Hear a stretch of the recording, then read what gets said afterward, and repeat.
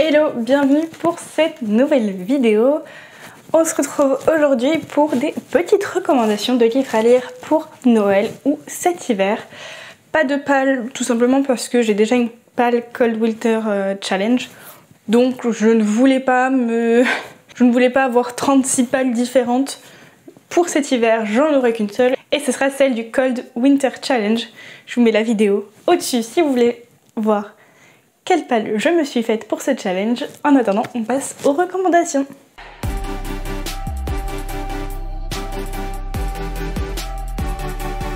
On va commencer d'abord par deux petites romances de Noël.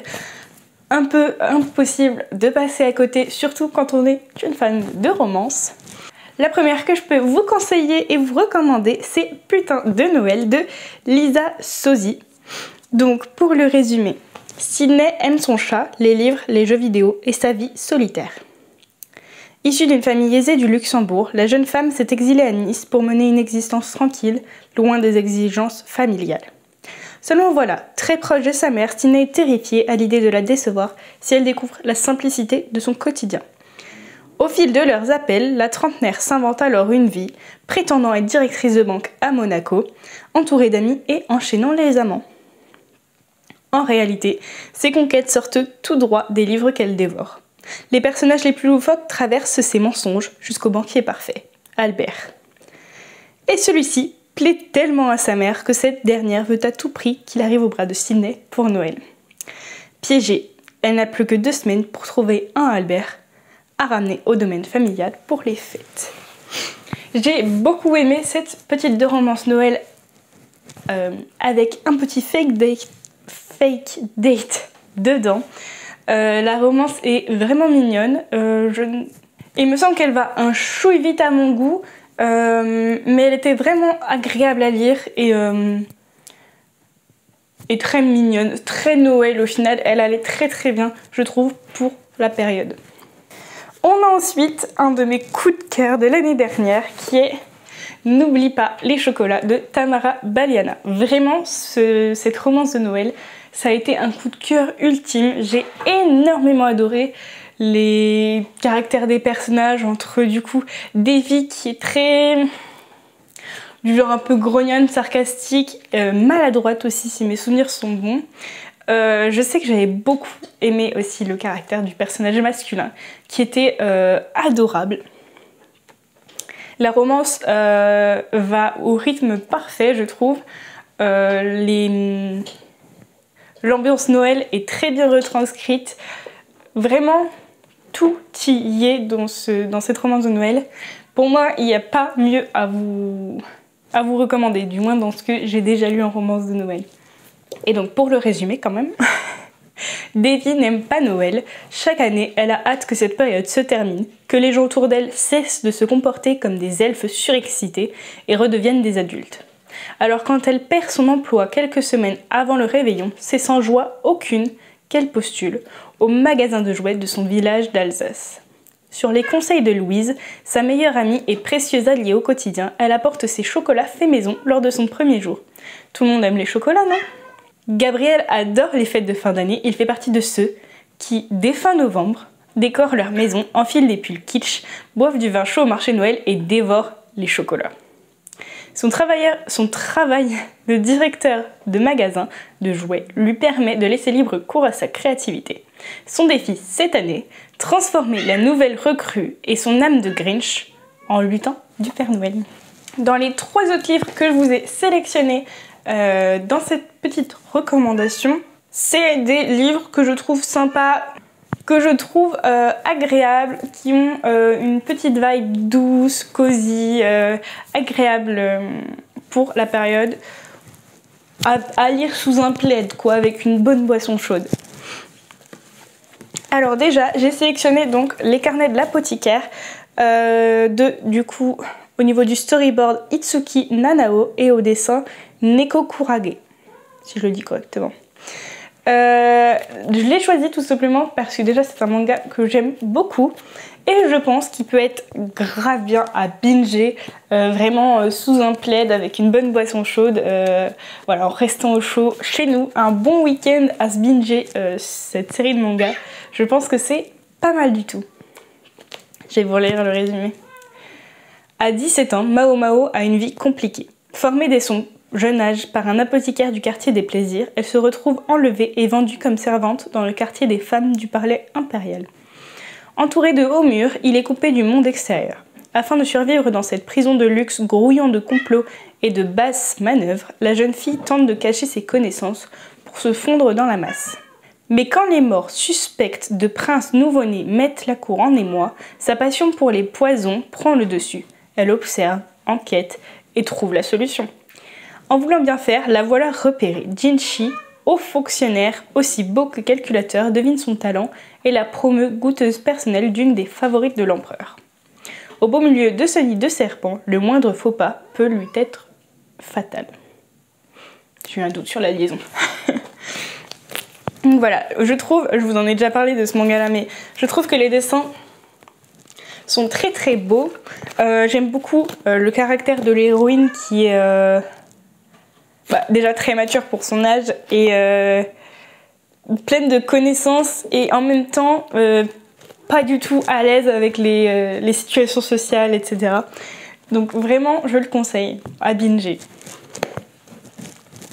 Et ensuite, les deux autres que j'ai sélectionnés, ce sont des petites romances sympas à lire au coin du feu. On a Falling Again de Morgane Moncomble, donc pareil, un coup de cœur. J'ai hésité à vous mettre dans la pile à lire le The Love Hypothesis, mais je me suis dit que c'était quand même tellement... comment dire que c'était tellement un livre qui a fait un tabac que beaucoup de gens l'avaient lu potentiellement et que du coup ça n'avait peut-être pas un si gros intérêt que ça de le mettre dans la pile à lire. Par contre, même si Falling Again a également eu pas mal de succès, j'ai préféré du coup mettre plutôt celui-ci. Donc, surdoué mais solitaire, Aaron n'a que 5 ans lorsqu'il manque de se noyer. Celle qui le sauve d'une mort certaine n'est autre que Fleur, une petite fille bavarde avec des millions d'amis. Au travers de lettres échangées, les deux enfants se promettent un amour durable digne des meilleurs dramas coréens. Jusqu'à ce que la vie les sépare. 16 ans plus tard, Fleur est une écrivaine romantique mais fauchée qui a perdu toute confiance en elle. De son côté, Aaron est devenu un professionnel du jeu vidéo froid et asocial.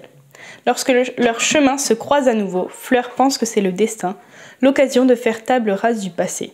Seul problème, Aaron semble avoir tout oublié de leur histoire d'amour. Donc voilà, c'était un roman que j'avais beaucoup aimé. Voilà donc du coup pour celui-ci, je vous le conseille énormément, c'était un coup de cœur et les personnages sont hyper attachants, le scénario est bien ficelé et voilà.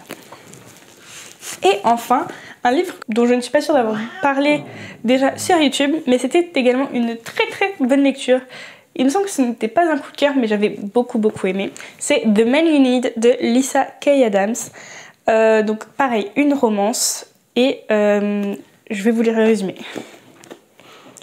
Chef pâtissière dans un restaurant de prestige, Liv pensait avoir décroché le job idéal, jusqu'à ce qu'elle se fasse renvoyer pour avoir surpris son boss en train de harceler une employée.